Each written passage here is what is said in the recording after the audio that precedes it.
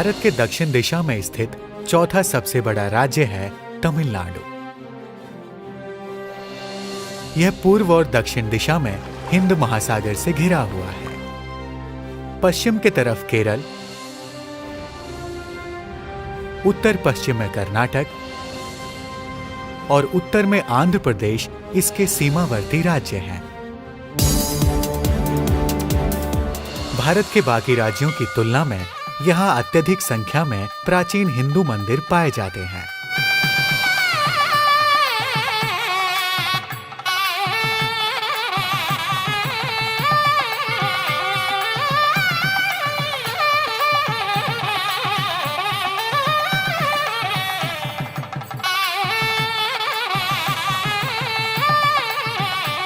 लगभग 40,000 से भी अधिक हिंदू मंदिर यहाँ हैं। इनमें से कई मंदिर हजारों साल पुराने हैं।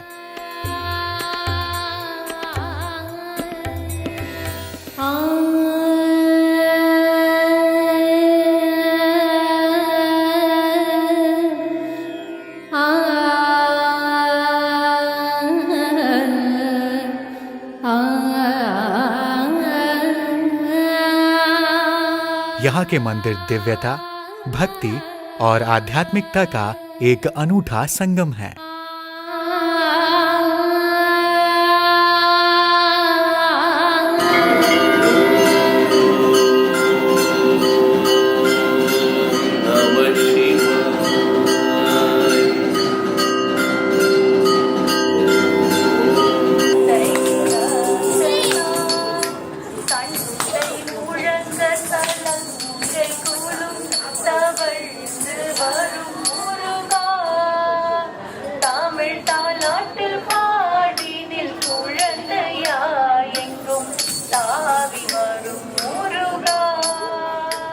पहले तमिल संगम काल से ही तमिलनाडु साहित्य, संगीत और नटराज ईश्वर के प्रति हमारे भक्ति भावनाओं को दर्शाने का एक माध्यम बना है।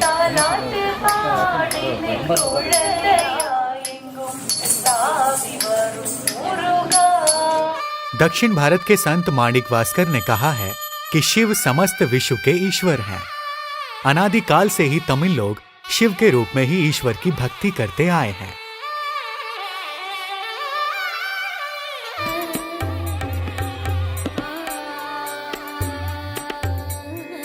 शैवम और वैष्णवम ये दोनों ही तमिलनाडु में प्रसिद्ध हैं।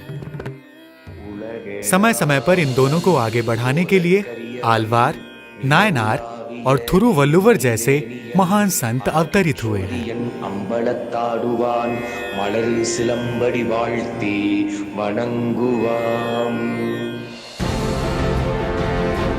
इन महान विभूतियों के जैसे ही ब्रह्मा कुमारीज वर्तमान समय में शांति, भाईचारा और सदाचार को बढ़ाने के लिए तमिलनाडु में पिछले 50 वर्षों से समर्पित रूप से सेवाएं कर रही है।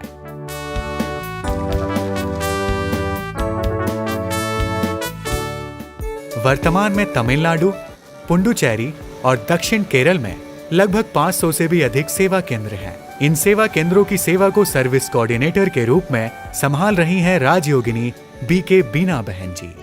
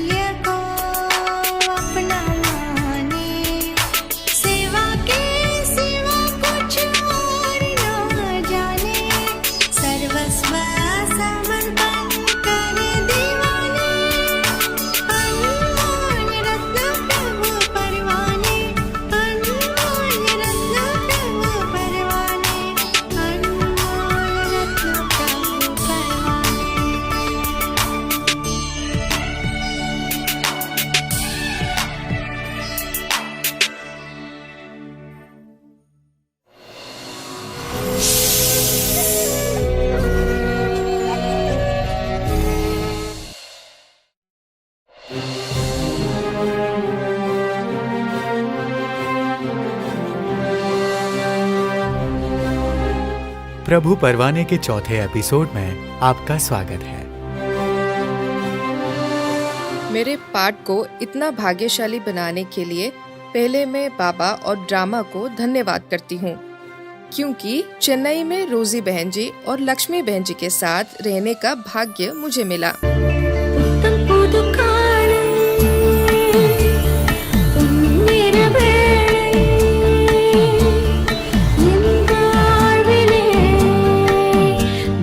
रोजी बहन जी हांगकांग में अपनी पढ़ाई पूरी करने के बाद भारत आकर बेंगलुरु में अपनी सेवाएं दे रही थी।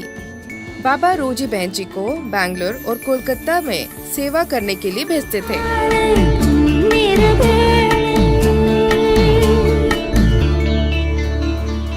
बाबा ने कई बार मुझे ये बोला कि बच्ची, तुमको ही मद्रास जाना है, मैंने वो माला तुम्हारे गले में पहनी है, तुम्हें ही जाना है। मुझे नहीं मालूम कि क्यों वो मुझे ऐसा कह रहा है। मैं नहीं जाना चाहती थी, मैं नॉर्थ साइड में जाऊंगी या विदेश में जाऊंगी, ऐसा सोचा था।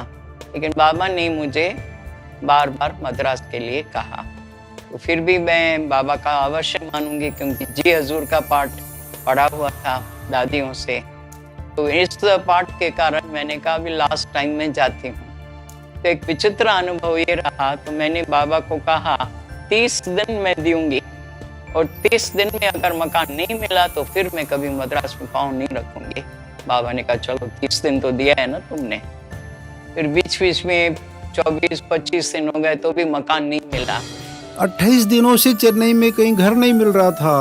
बाद में 29वें दिन एक छोटा सा घर टी नगर में थिरुमल्लाई विधि में मिला। उस छोटे से घर से ही उन्होंने बाबा की सेवाएं शुरू की।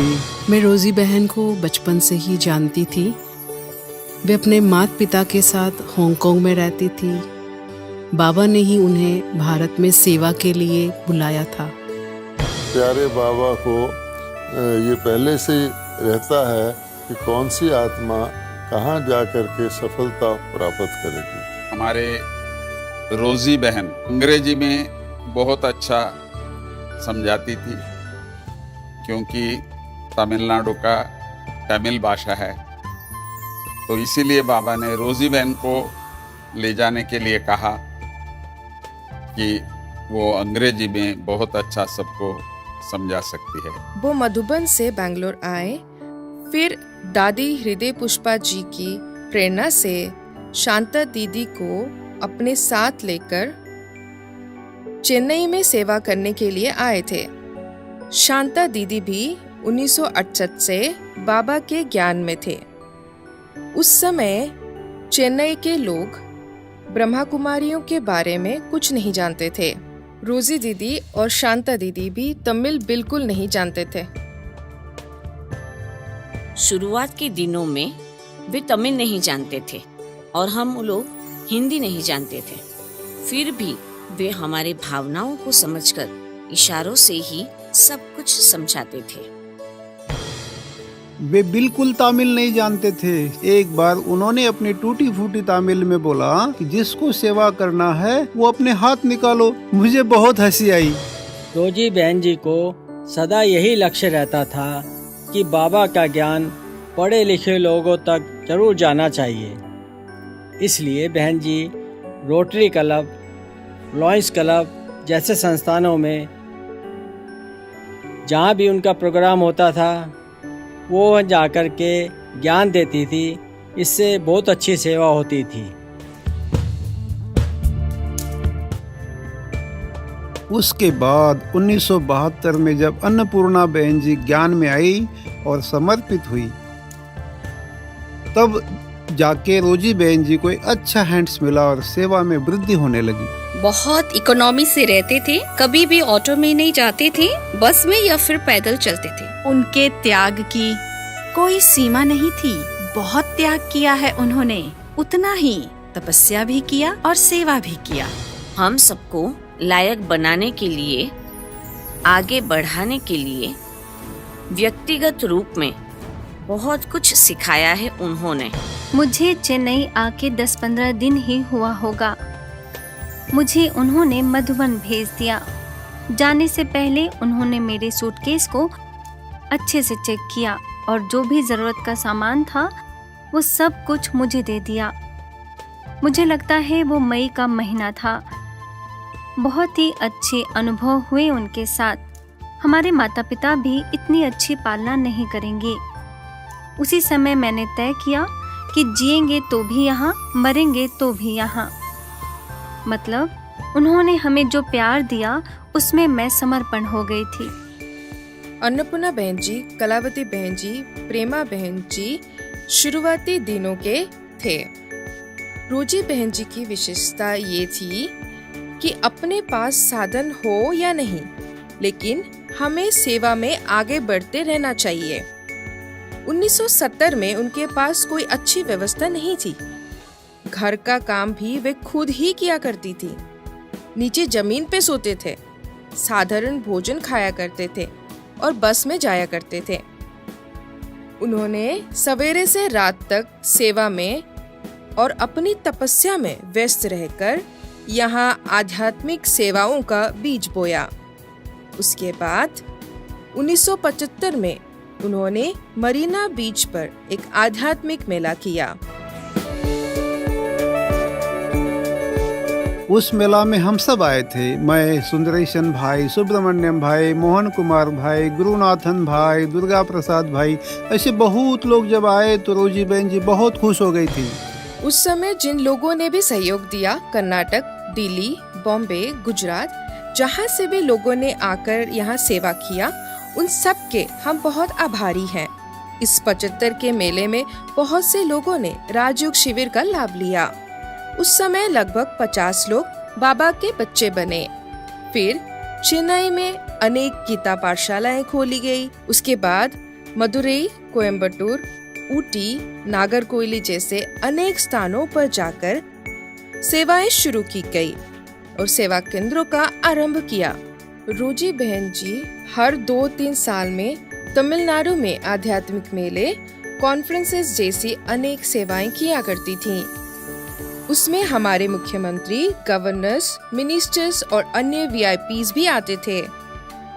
1979, 81, 83 ऐसे हर साल अनेक प्रोग्राम्स करते थे। 1983 में विशेष MUC ग्राउंड में एक अंतर्राष्ट्रीय आध्यात्मिक मेला और एक अंतर्राष्ट्रीय कॉन्फ्रेंस वलुबर कोट्टम में आयोजित किया गया। उसमें काफी लोगों को बाबा का संदेश मिला। 1986 में युवा पदयात्रा का आरंभ किया गया। उसमें कन्याकुमारी से दिल्ली तक की 5 महीनों की लंबी पदयात्रा थी। वो मैं कभी नहीं भूल सकता। रोजी बहन जी एक छोटी सी पद्मिनी प्रीमियर कार में जो उनके भाई ने दिया सेवा के लिए, उसमें हर जगह जाकर सभी पद यात्रियों के लिए रहने, खाने पीने की सारी व्यवस्था किया करती थी। उस समय उन स्थानों पर कोई सेंटर नहीं थे। खाना आने में बहुत समय लगता था। नाश्ता 8 बजे आने के बजाय 10 बजे आता था। दोपहर का भोजन 1 बजे के बजाय 3 बजे आता था। ऐसे मुश्किल हालातों में हमने पद यात्रा सफलतापूर्वक पूरा किया। रोजी बहन जी में मैंने एक विशेषता पाई कि उनका दिल बहुत बड़ा था, फराख दिल थी। कोई भी कार्यक्रम करती थी तो बहुत बड़े दिल से करती थी। थोड़ा हम सोच के देखें कि 1985 में तमिलनाडु में सब जिलों में सेंटर्स नहीं थे। रास्ते में सभी के लिए भोजन, रहने की व्यवस्था सब करना था, लेकिन रोजी बहन जी बहुत हिम्मत से इस पदयात्रा का प्रबंध किया और 5 महीने में सफलतापूर्वक पूरा किया। 1984 से ही उन्होंने चेन्नई में बाबा का अपना मकान बनाने का दृढ़ संकल्प लिया और जमीन ढूंढ रहे थे। अंत में अन्ना नगर में जमीन मिली। उस समय ये जगह शहर से बहुत दूर था। फिर मकान बनाना शुरू किया और 1986 में इसको कंप्लीट किया गया। तब से ये बिल्डिंग तमिलनाडु सेवाओं का हेडक्वार्टर बना। दादी प्रकाश मणि जी ने अपने कमल हस्तों से इसका उद्घाटन किया।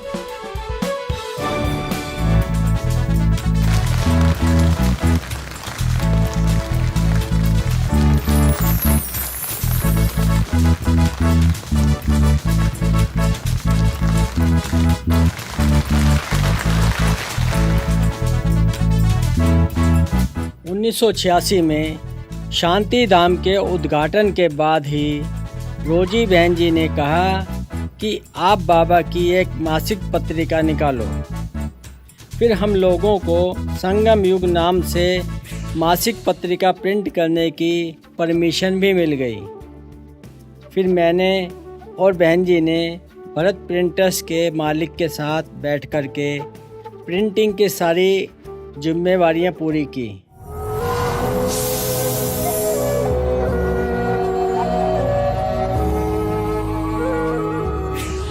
रोजी बहन जी की एक विशेषता थी कि वह तिल बोलेंगे तो तेल हो जाना चाहिए। इसका मतलब ये हुआ कि बहन जी को किसी भी सेवा में देरी करना पसंद नहीं था, क्योंकि उन्होंने इतनी मेहनत करके यहाँ सेवा और सेंटर्स को बनाया।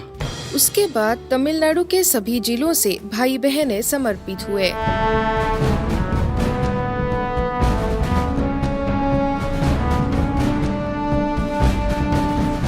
कई शहरों और गांवों में जाकर सेंटर्स खोलने का भाग्य मुझे मिला। 1988 में नेवेली से शुरू होकर कंडलूर, पुदुचेरी, विलुपुरम, आराकोनम, सेलम, तिरुपतोर, धर्मपुरी, कृष्णगिरी जैसे कई स्थानों में जाकर नए सेवा केंद्र खोलने का मुझे मौका मिला। फिर केरला में सेवा शुरू हुई। 1978 से 1980 में कोची, त्रिवेंद्रम और पालाकाड में सेवाओं का विस्तार हुआ। एक लीडर अनेक लीडर्स को तैयार कर देता है, इसीलिए रोजी बहन जी एक महान आध्यात्मिक लीडर थी।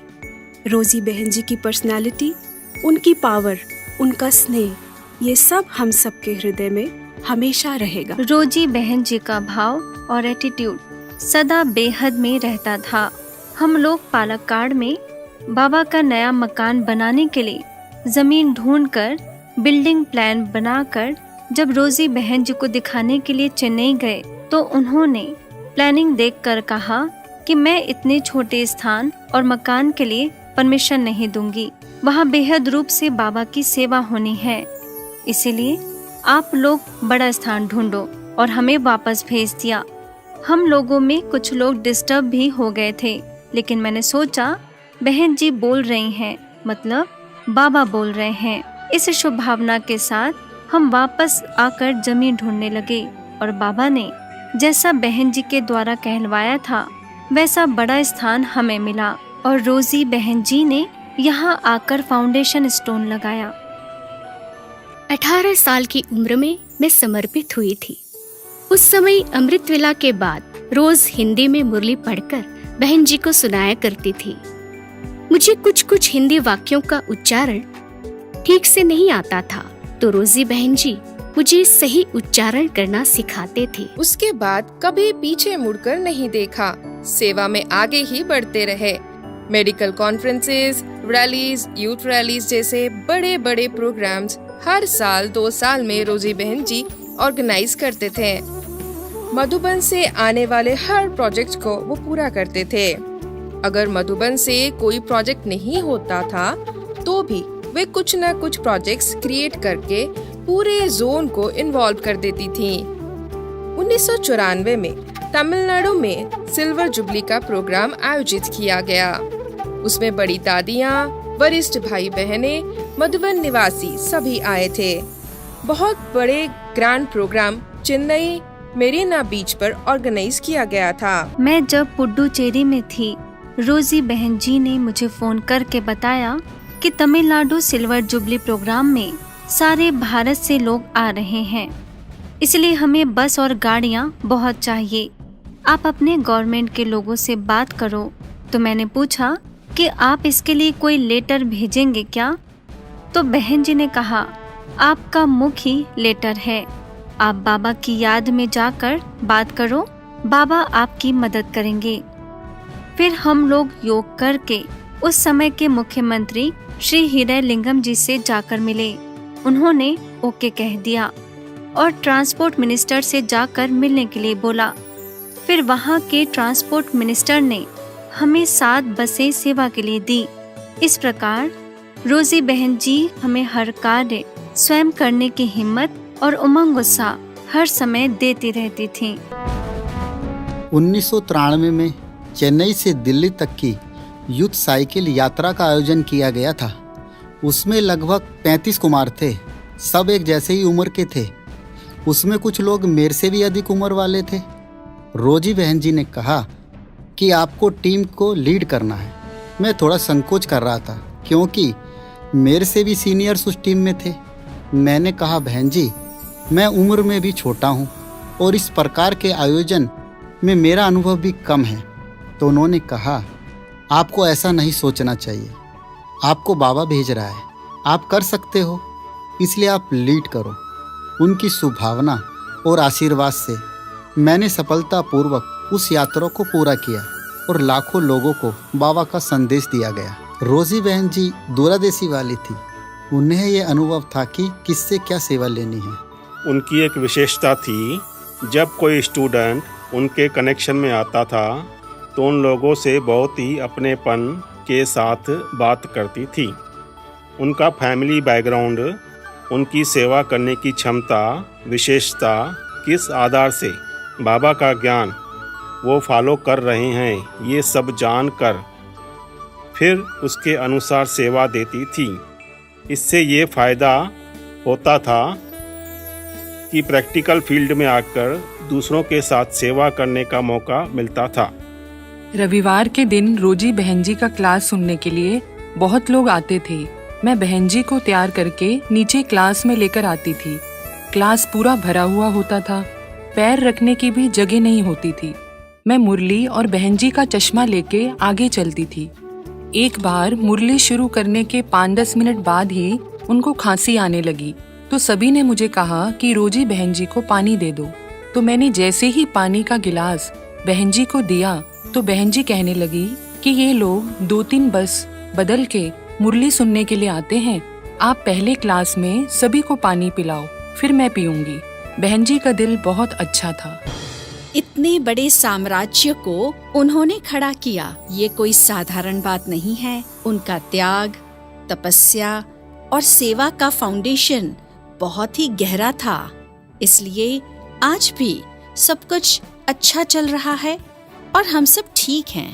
उनका मातृत्व स्नेह सागर जैसा था। अगर हम कोई गलती करके उनके सामने जाते थे तो वो ऐसा व्यवहार करती थी कि जैसे कुछ हुआ ही नहीं। हमको शिक्षा भी देती थी लेकिन बातों को तुरंत भुला देती थी।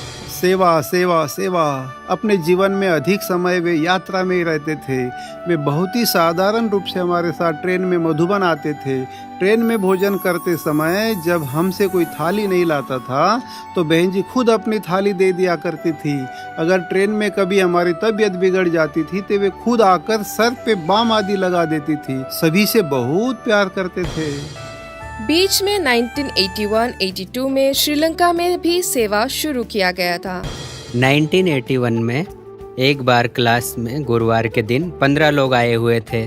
उन्होंने सभी से पूछा कि श्रीलंका सेवा में कौन जाएंगे। वे सभी अपना हाथ उठा रहे थे, मैंने अपना हाथ नहीं उठाया।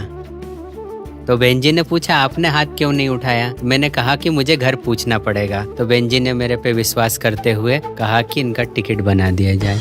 2 साल तक श्रीलंका में अच्छी सेवा हुई और बहुत सेंटर्स भी खोले गए, लेकिन उसके बाद भारत और श्रीलंकन गवर्नमेंट में प्रॉब्लम्स के कारण काफी विघ्न आए, तो सभी लोग सेंटर्स बंद करके भारत वापस आ गए। 1990 में हम लोगों ने अंडमान निकोबार में सेवा शुरू किया। वहाँ भी 2-3 साल तक कुछ समर्पित भाई बहनों ने रहकर सेवाएं की, लेकिन 1993 में साइक्लोन और भारी वर्षा के कारण वहां सेवा केंद्र को बंद करना पड़ा। तो इस प्रकार अथक रूप में सेवाएं चलती रहती थी। 1997 में लक्ष्मी बहन जी की तबीयत थोड़ी बिगड़ने लगी और 7 अप्रैल को उन्होंने अपना पुराना शरीर छोड़कर अपना नया रोल प्ले करने के लिए बाबा के पास चली गई। लक्ष्मी बहन जी की एक विशेषता थी कि वो किसी को भी देखते ही पहचान लेती थी कि उनके अंदर क्या विशेषता है और उसी प्रकार हम में से सेवा कराती थी। उस समय मैं 24 साल का ही था। बहन जी कहती थी कि आप गीता पाठशाला में क्लास कराने जाया करो, लेकिन मुझे डर लगता था फिर भी बहन जी मुझे हिम्मत दिलाकर भेज दिया करती थी। उस समय रतन बाजार और नुंगम पकाम में गीता पाठशालाएं थी और अन्ना नगर में एक सेंटर था, तो मैं वहां जाकर क्लास कराकर आता था। वीआईपी सेवा के लिए भी बहन जी मुझे ही भेजती थी। यज्ञ में कैसे हम निश्चय बुद्धि और वफादार होकर रहें, ये सब हमें लक्ष्मी बहन जी सिखाती थी। कभी हम किसी को कोर्स करा के उनके पास ले जाते थे तो वो कहती थी कि सिर्फ कोर्स कराने से नहीं चलेगा, उनको निश्चय बुद्धि बनाकर वारिस बनाना है। और जब हम उनसे पूछते थे कि उनको ऐसा कैसे बनाएं, तो वो कहती थी कि जब तक सामने वाला यज्ञ का महत्व जान इस यज्ञ को अपना यज्ञ समझकर सेवा की कोई जिम्मेवारी ले, तब कहेंगे आपने जो कोर्स कराया वो सफल हुआ। उसके बाद रोजी बहन जी ने एक अच्छी टीम बनाकर सेवा को आगे बढ़ाया। तमिलनाडु में रोजी बहन जी ने एक अच्छी टीम बनाई है। This campaign of this project of the Mahayagya is to bring the awareness within the minds of every individual that their contribution is the change in the self. सबकी विशेषताओं को जान सबको इन्वॉल्व करके ट्रेनिंग देकर सबको सेवा में लगाते थे। 2003 का मेगा प्रोग्राम जो मेरीना बीच में हुआ था वो कभी भुलाया नहीं जा सकता। एक बार आदरणीय दादी प्रकाश मणि जी ने 1 लाख लोगों को इकट्ठा करने का प्रोग्राम करने के लिए सभी जोन्स को चिट्ठी लिखी थी। तब रोजी बहन जी ने सबसे पहले यह प्रोग्राम करने के लिए दादी जी को हाँ बोला था। अप्रैल 24, 2003 को वो प्रोग्राम चेन्नई के मेरीना बीच में हुआ। उसमें तीनों दादियाँ भी आई थी।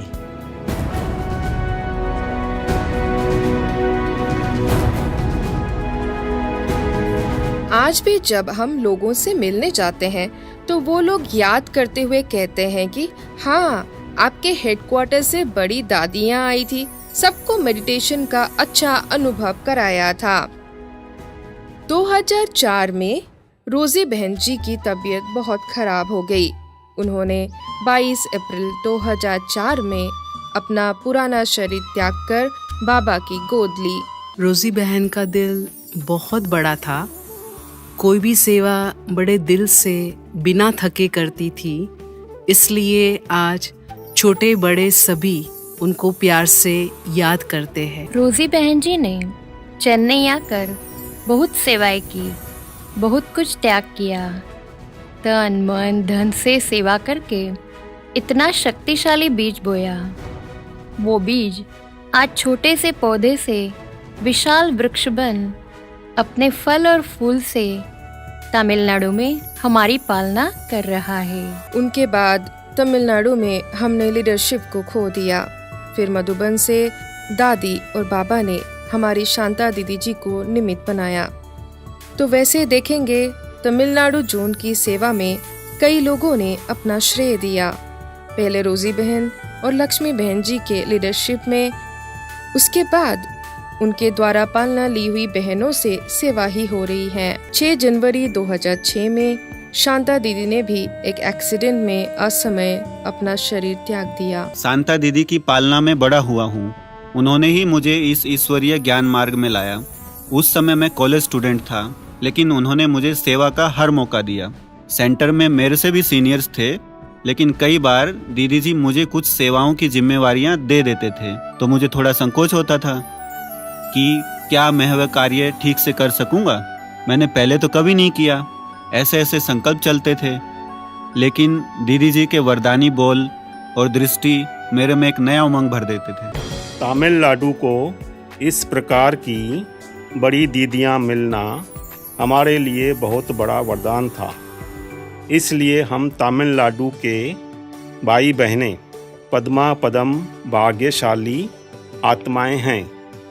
हमें अपने जीवन को कैसे हीरे तुल्य बनाना है, ये अपने जीवन से सिखा के गए। उन वरिष्ठ दादियों को हम धन्यवाद देते हैं। उनके जैसे ही हम भी सदा एकता से रहेंगे। आज भी हमारे तीनों फाउंडर्स हमारे साथ सूक्ष्म रूप में हैं। उनकी दृष्टि सदा हमारे ऊपर है। अन्नपूर्णा दीदी ने भी हमें अपने आध्यात्मिक जीवन से मार्गदर्शन दिया, लेकिन कुछ समय के बाद उन्होंने भी हेल्थ इश्यूज के कारण अपना पुराना शरीर त्याग दिया। 1975 में अन्नपूर्णा बहन जी वो पहली कुमारी हैं जो ज्ञान में आई। लौकिक में भी वो ब्राह्मण परिवार से थी। वो हिंदी पढ़ती और बोलती थी। स्कूल में भी एक टीचर के रूप में जॉब भी करती थी। ज्ञान मिलने के बाद वो चेन्नई में 15 साल रहे। ज्ञान योग में बहुत पक्की थी। उन्होंने रोजी और लक्ष्मी दीदियों की बहुत पालना ली। उन्होंने बहुत लोगों को अपने समान बनाया।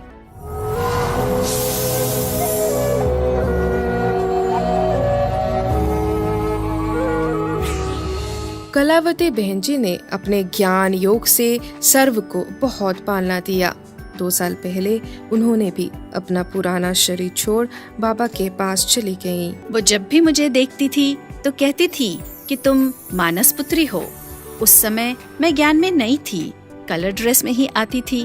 वो मुझे कहती थी कि मैं दिल से कहती हूँ तुम बाबा की मानस पुत्री हो और पक्की ब्रह्मा कुमारी बनोगी। वो मेरे लिए बहुत शुभ भावना रखती थी कि मैं कैसे भी बाबा के घर में समर्पित हो जाऊं, और उनका संकल्प भी सिद्ध हो गया। इस प्रकार महारथियों के श्रेष्ठ संकल्प हमारे जीवन को परिवर्तन कर देते हैं। कलावती बहन जी जितना स्ट्रिक्ट थे उतना ही लवफुल भी थे। तमिलनाडु जोन की और एक विशेषता मैं बताना चाहती हूँ। यहाँ की समर्पित बहनों के साथ साथ समर्पित भाइयों की विशेषता भी प्रशंसनीय है। यहाँ सेवा भी विदेश जैसा ही है, क्योंकि यहाँ के लोगों को हिंदी मालूम नहीं है। कुछ लोग इंग्लिश जानते हैं, इसीलिए सभी बातों का ट्रांसलेशन तमिल और मलयालम में करना पड़ता है। विदेश जैसे ही यहाँ भी बहुत समर्पित भाई हैं। यहाँ समर्पित भाई सेंटर्स चलाते हैं, जैसे समर्पित बहनें चलाती हैं। इस जोन में शुरू से ही रोजी बहन जी ने भाइयों को प्रेरणा देकर सेंटर्स चलाने के निमित्त बनाया है। आज यही लोग सेंटर्स और पाठशालाएं चलाते हैं। हमारा हैप्पी विलेज 1997 में बनना शुरू हुआ।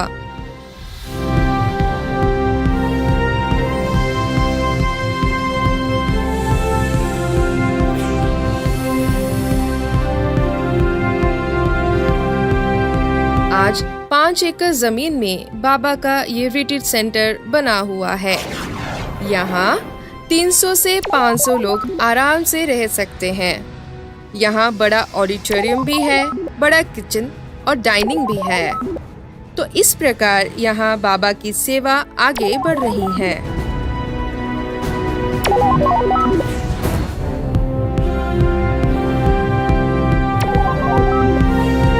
श्री पेरमपुतुर में आधा एकड़ जमीन खरीदकर टेम्पल ऑफ मेडिटेशन के नाम से एक स्पिरिचुअल म्यूजियम बनाया है, क्योंकि ये स्थान टूरिज्म के दृष्टि से बहुत इम्पोर्टेंट है।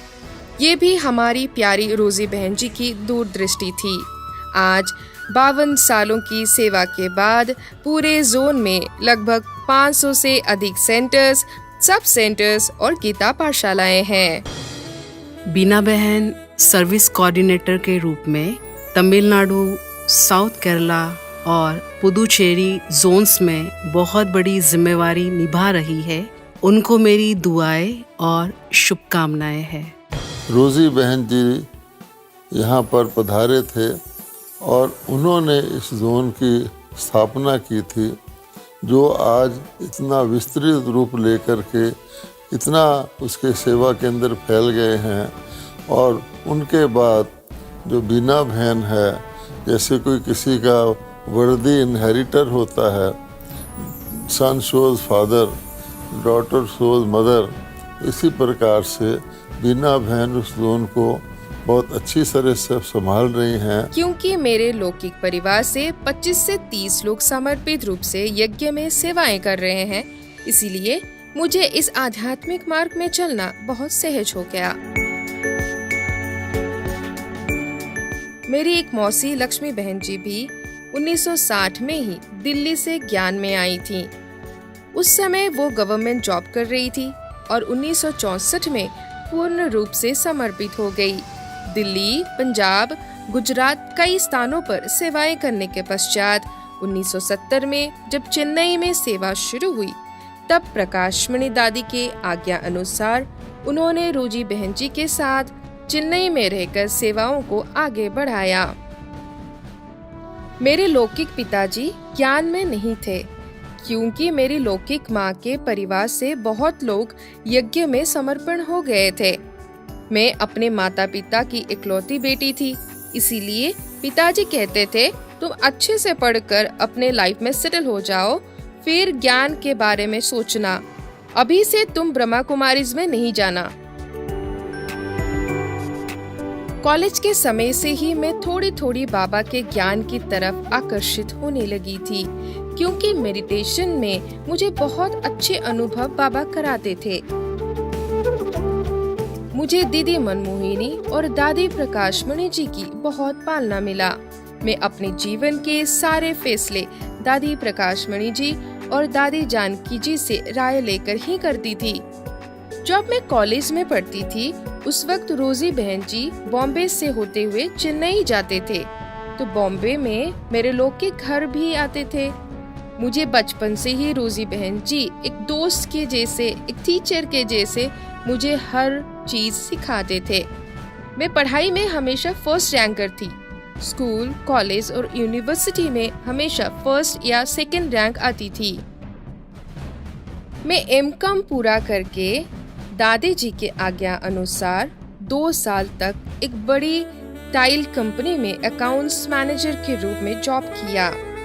उस समय मेरी लगन, मेरे काम करने का तरीका, एकाग्रता, दूसरे के साथ व्यवहार करना, ट्रांसपेरेंसी, सच्चाई देखकर सबको अच्छा लगता था। उसके बाद 1986 में बाबा के यज्ञ में समर्पित हो गई।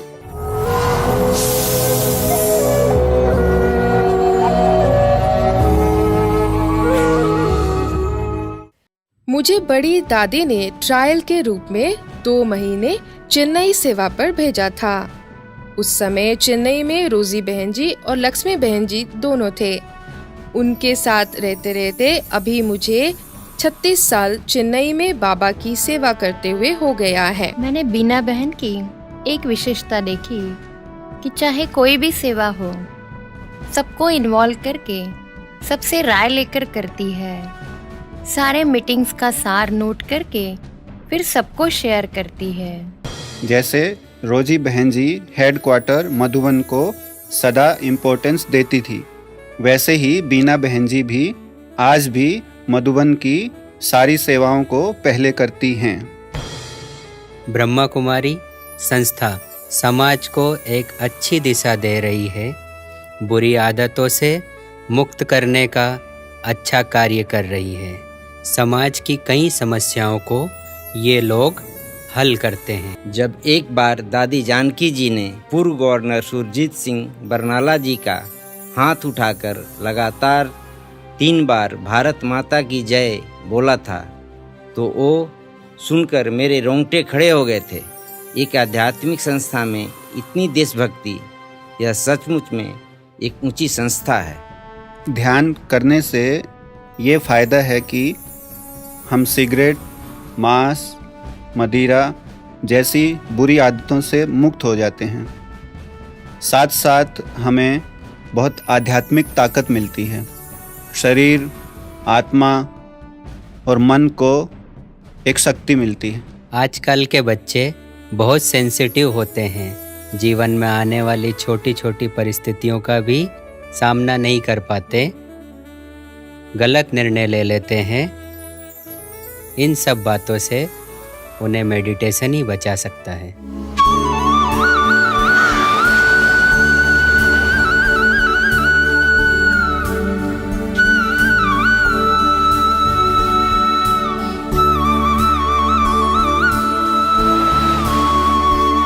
मेरा रोल रियली बाबा ने ही प्लान किया है।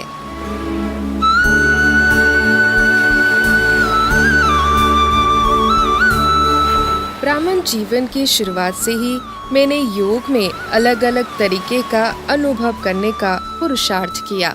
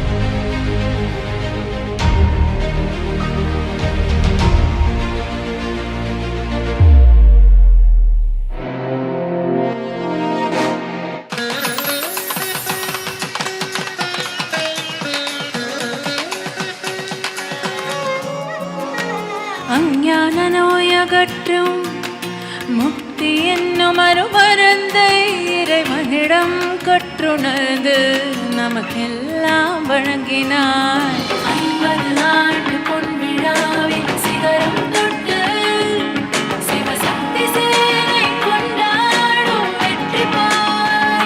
हमारी संस्कृति सभ्यता ही हमारे देश का आध्यात्मिक आधार है। इसलिए मोदी जी ने जून 21 तारीख को अंतर्राष्ट्रीय योग दिवस के रूप में मनाना शुरू किया। सारा विश्व योग दिवस को मनाता है। इस योग से हमें तन और मन की शांति मिलती है और हमारा शरीर भी तंदुरुस्त रहता है।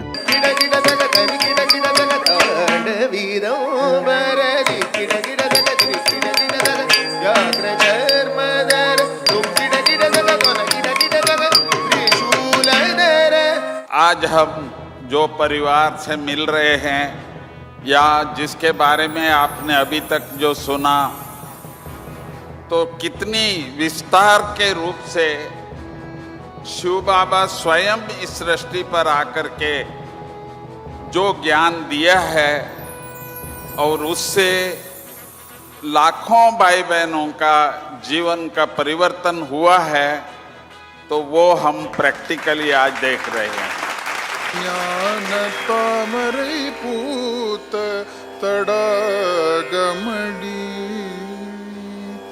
காவிய சோலையதன் கலையழகே காவிய சோலையதன் கலையழகே பெரும் கவிஞர்கள் கற்பனை கோ परम पिता परमात्मा शिव बाबा हमें यही बताते हैं कि जो अब के संस्कार आप बनाएंगे वही संस्कार आपको सत्युग में लेके चलने होंगे। और एक विशेष ब्लेसिंग बाबा हमें हम सबको दे रहे हैं और वो ये है कि सदा आप सुख में रहो और सदा आप सुख बांटते रहो। कोई भी समस्या आए उससे हम दुख न लेवें, परंतु अपनी स्थिति को और उससे ऊपर ऊंचा बनाकर रखें। 1970 से शुरू हुए तमिलनाडु जोन के 50 सालों की सेवाओं का विवरण इस सोविनियर में है, जिसे अभी आप सभी को अर्पण कर रहे हैं। गोल्डन जुबली में आपकी जो अचीवमेंट्स हैं बहुत ही विशेष रही हैं। हम सब देख रहे हैं 2-3 दिन से कि कितनी सेवाएं बृहद रूप से आपने एक एक ने मिलकर की हैं, उसके लिए भी आप मुबारक के पात्र हैं। आप सब ने एक दूसरे को मुबारक, अभी 2-2 हो जाओ, दृष्टि दे के हाथ मिला के एक दूसरे को कॉन्ग्रेचुलेट करो, मुबारक हो। तमिलनाडु के 50 सालों की सेवाओं की यात्रा पर बनी हुई एक डॉक्यूमेंट्री फिल्म, जिसको मधुबन फिल्म्स डिवीजन के बीके वेंकटेश भाई ने बनाया है, उसका उद्घाटन करुणा भाई जी और त्रिची की मलिका बहन जी कर रहे हैं। कोई भी संस्था गोल्डन जुबली तक पहुंचता है तो इसका मतलब है एक माइलस्टोन में पहुंचा है। हमारे आदरणीय रोजी बहन जी को बाबा ने शिव कन्या का नाम दे करके नामकरण, जैसे दादियों का नाम यज्ञ के तरफ से नाम दिया है, ऐसे रोजी बहन को भी साकार बाबा शिव कन्या नाम रखा था। शिव महिमा वॉल्यूम 3 का उद्घाटन कर रहे हैं। इसे म्यूजिक डायरेक्टर और गायिका एस.जे. जाननी ने बनाया, अपनी मधुर आवाज दी है। बीके कुमार बाई ने इसके गीतों को लिखा है। किरुबानंदा वॉरियर एक कहानी सुनाते थे। जब हम मंदिर जाते हैं तो भगवान के लिए केला, नारियल, पान के पत्ते और कपूर लेके जाते हैं। तो एक बार इन तीनों फलों के बीच में अपने को बड़ा सिद्ध करने के लिए लड़ाई हो जाती है। केला ने कहा, मैं बड़ा हूँ क्योंकि मेरे साथ मेरा बड़ा झुंड होता है। पान के पत्ते ने कहा कि मैं बड़ा हूँ क्योंकि मेरे खेत में स्वयं राजा भी अपने जूते बाहर निकाल कर आते हैं। नारियल ने कहा, मैं ही बड़ा हूँ क्योंकि मैं बहुत ऊंचाई पर जन्म लेता हूँ और मेरे साथी भी बहुत है। इतने में मंदिर आ गया। पुजारी ने भगवान की आरती के बाद 2 केले से एक केला, तोड़े हुए नारियल का आधा हिस्सा, 2 पान के पत्ते से एक पत्ता वापस भगत को दे दिया। लेकिन छोटी सी सफेद कपूर बिना कुछ बोले चुपचाप पूरा झलके भगवान को अर्पण हो गई। वैसे ही यह सफेद पोशाक वाली ब्रह्मा कुमार और कुमारियां हैं जो पूर्ण रूप से ईश्वर को अर्पण होकर सेवा करती हैं। इनको नमन है। अहंकार को घर के बाहर ही छोड़िए, अंदर लेकर मत जाना। घर ऑफिस नहीं है और घर में अहंकार दिखाने की जरूरत नहीं। अगर मैं सब कुछ जानता हूँ तो क्या हुआ? जब तक ये अहंकार हमारे अंदर है कि मैं सब कुछ जानता हूँ, तब तक हम खुश नहीं रह सकते हैं और न हम दूसरों को बदल सकते हैं। आज से लेकर हम ये गुण धारण करें, बाप समान बनना माना ही दाता बनना। बस सिर्फ देना देना देना, वरना चाहे वो प्यार हो या सम्मान हो या मान हो, शान हो, कुछ भी हो, पर हमको देना है, तभी हम सदैव भरपूर रहेंगे। जरा सोच के देखिए कि आप 5 या 10 सालों से इस ईश्वरीय मार्ग में हैं, लेकिन हमने कितनी बातों का त्याग किया है। कितनी बातों में हम एडजस्ट होकर एक दूसरे के साथ चल रहे हैं। लेकिन ये महान तपस्वी लोग कोई 60 सालों से, कोई 50 सालों से त्याग, तपस्या और सेवा कर रहे हैं। इनके अंदर सिर्फ बाबा बाबा और बाबा है। बाबा को प्रत्यक्ष करने के एक ही लक्ष्य के साथ इतने सालों से सेवा कर रहे हैं। ऐसी महान हस्तियों का हम दिल से प्रेम और आदर पूर्वक सम्मान करने जा रहे हैं।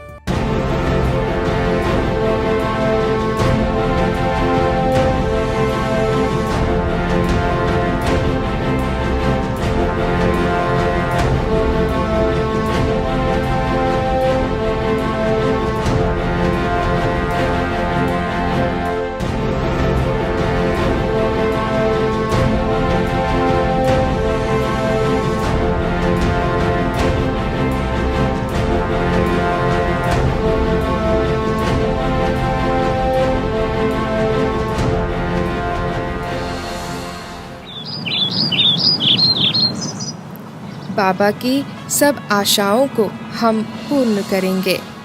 इसी पुरुषार्थ में हम ध्यान देंगे। साथ में बाकी जो सेवाएं हम कर रहे हैं उसको कंटिन्यू करेंगे। हम सब मिलकर शिव बाबा, ब्रह्मा बाबा, बड़ी दादियाँ, दादाएं, दीदियों को जो वतन में एडवांस पार्टी हैं, उन सबको, हमारे ब्राह्मण परिवार में रहने वाले हर एक आत्मा को दिल से धन्यवाद देते हैं। धन्यवाद, धन्यवाद, धन्यवाद।